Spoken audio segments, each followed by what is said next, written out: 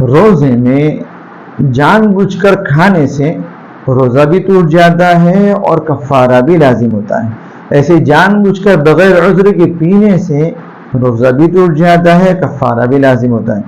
ایسے بغیر عذر کے دوا کھانے سے بھی روزہ ٹوٹ جاتا ہے اور کفارہ بھی لازم ہوتا ہے. اسی طریقے سے اگر بیوی سے قربت کی روزے کے اندر تو اس کے ذریعے سے روزہ بھی ٹوٹ جاتا ہے اور کفارہ بھی لازم ہوتا ہے.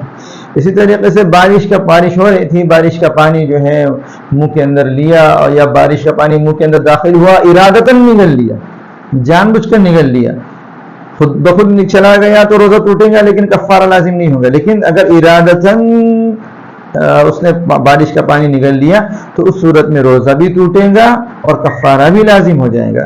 اسی طریقے سے سگریٹ پینا روزے کے اندر، یا سگار پینا، یا تمباکو کھانا، یا پان کھانا، یا گٹکا کھانا، یہ وہ چیزیں ہیں جن سے روزہ بھی ٹوٹ جاتا ہے اور کفارہ بھی لازم ہوتا ہے. اب کفارہ کیا ہے رمضان کے روزے کے توڑنے کا؟ اگر ارادتاً ان افعال کی وجہ سے روزہ ٹوٹا ہو تو کفارہ یہ ہے کہ غلام آزاد کیا جائے.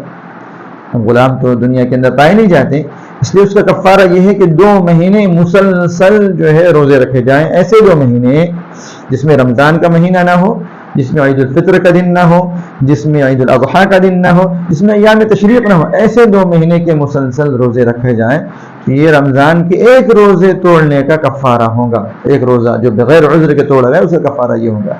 اگر کسی کے اندر 2 مہینے مسلسل روزے کی رکھنے کی طاقت نہیں ہے تو پھر روزہ توڑنے کا کفارہ یہ ہے کہ 60 مسکینوں کو دونوں ٹائم کھانا کھلائیں. 60 مسکینوں کو دونوں ٹائم کھانا کھلائیں، اور ایسے 60 مسکین جس میں اس کے باپ، بیٹا اور بیوی، یعنی اولاد، والدین اور بیوی میں سے کوئی نہ ہو.